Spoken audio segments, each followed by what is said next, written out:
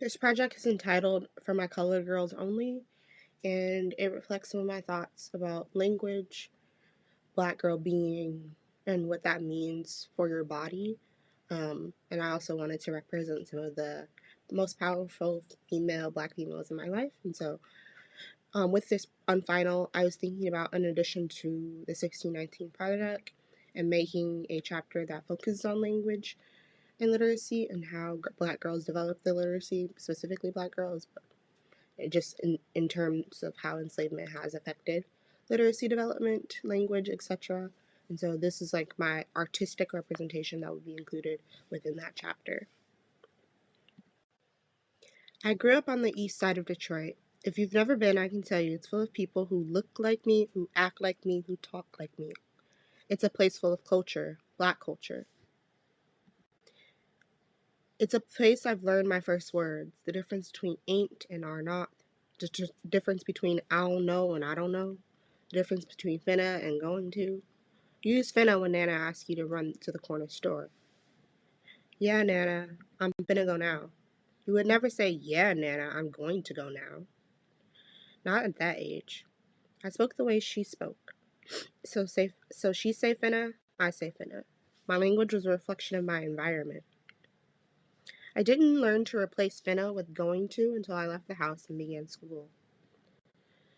Growing up, I found it hard to understand why the teacher spoke a different language than my Nana, my mother, my aunties, and everyone else at home. The teacher would write, Jack is riding his bike. Well, first, who's Jack? Second, the sentence in my mind should have been Trayshawn be riding his bike. To replace is with be was a second nature, a habit of my vocabulary. But I learned quick. My language at home and my language at school began to mix. At home, my cousins called me an Oreo, black on the outside but white on the inside because I talked white. At school, I was the one who was articulate. I was called up every morning to do the announcements, my voice clear and sharp.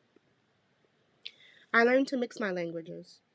The one I spoke at home, used to when talking to my black principal, shout out to Miss Mask, my cousin on my mama's side, and my black friends.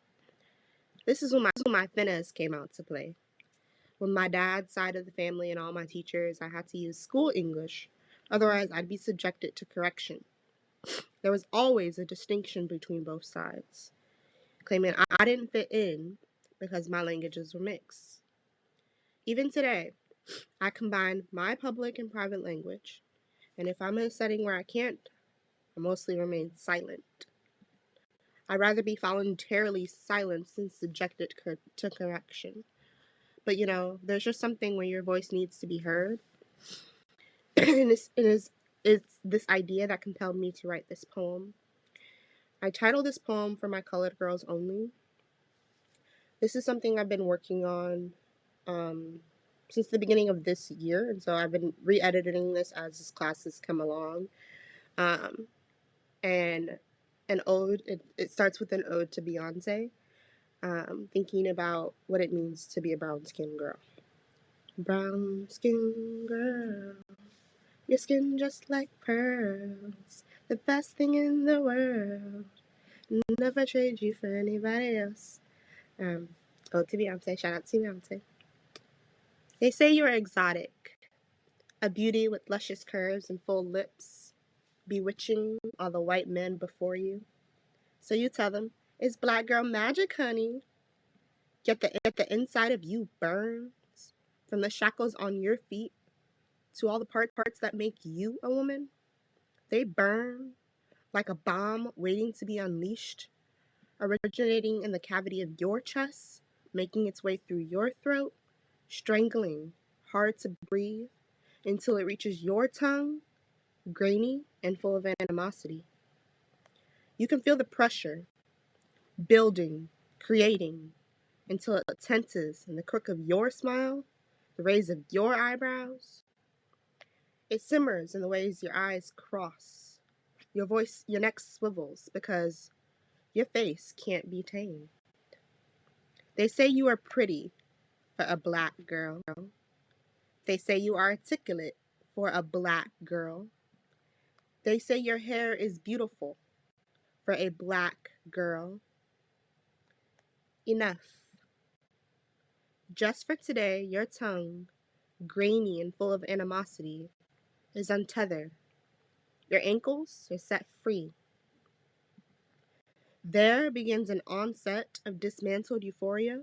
Your soul becomes detached as you say, fuck you. I am black without apology.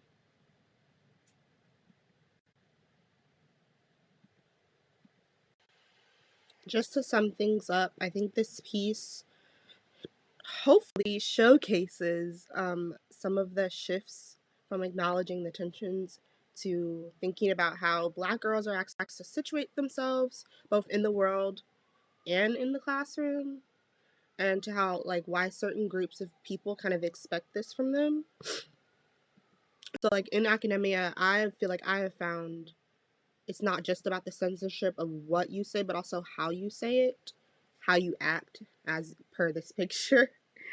And so thinking about this, like I wanted to really begin to understand myself within the context of the world in this class, but also like focusing on my intersectionality as a black woman, because I think that like my blackness is very apparent, my womanness is very apparent. Those two things are coexisting.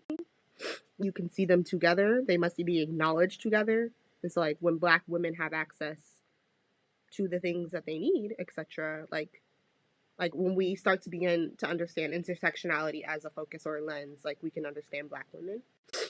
And so I think language practices are a huge part of that. And so I just wanted to kind of express some of my thoughts on it, and then of course think about what a chapter in 1619 project would look like.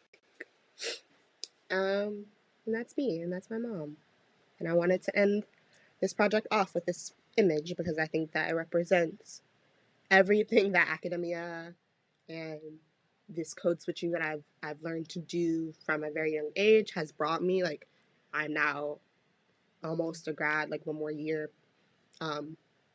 with graduating from Columbia University. I've graduated from New York University. Like, what is this privilege or the representation of privilege, given that I've had these degrees from these private institutions, represent, and how does that affect my language use and Black people's language use in general? And so, again, some of these thoughts that I'm thinking about and like what that chapter will look like. Thanks.